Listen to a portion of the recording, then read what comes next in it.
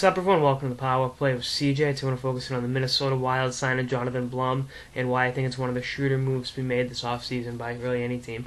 For the second consecutive year, the Minnesota Wild have acquired a defenseman from the Nashville Predators and a winger from New York metropolitan area team, obviously Nino Niederreiter. And obviously, they don't carry the cachet or cap hit that Suter and Parise do. I look for Nino to be cut in at top 9 minutes next year with the Wild.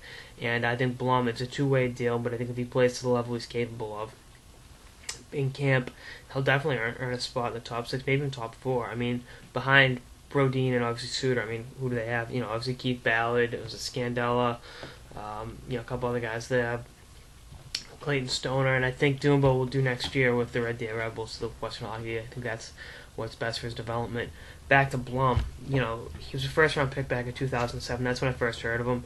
Obviously off the Vancouver Giants. I remember watching the draft. It was Pat Kane, Turris, JVR.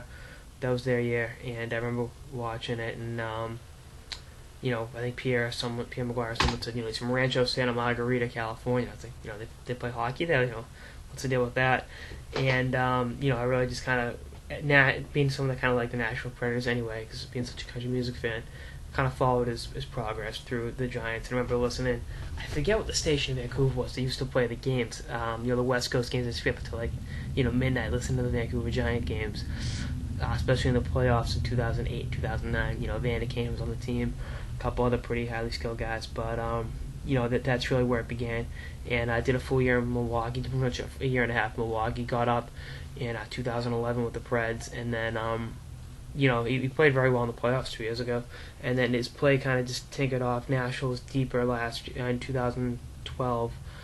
He wasn't getting the minutes that I thought he was going to get. Then this year, between the lockout and everything else, kind of a tough thing for him. And I think he was in, I don't want to say Trotz's doghouse to start the season, but just it appeared that way.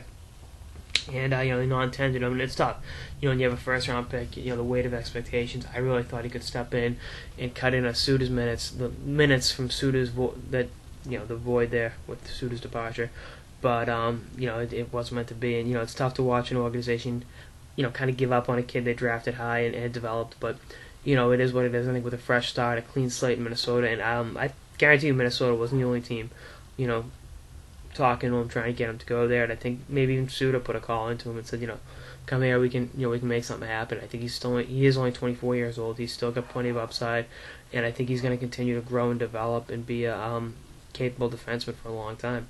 I still believe in him. I think it would have been cool had Anaheim or LA signed him, but it is what it is, and I think it's going to be. I think he's going to a good situation. It's a team on the rise. They got some young bodies there, and I think if he's slotted behind Suter and Brodin, he'll do very well. And I think he can help out, and really with the new, like I said, the clean slate with him, I think he'll be perfect. And I really think he'll be for what it's a two-way deal. I think Minnesota may have just stolen him. This may be the steal of the offseason.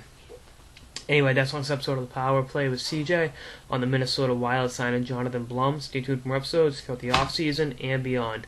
Later, guys.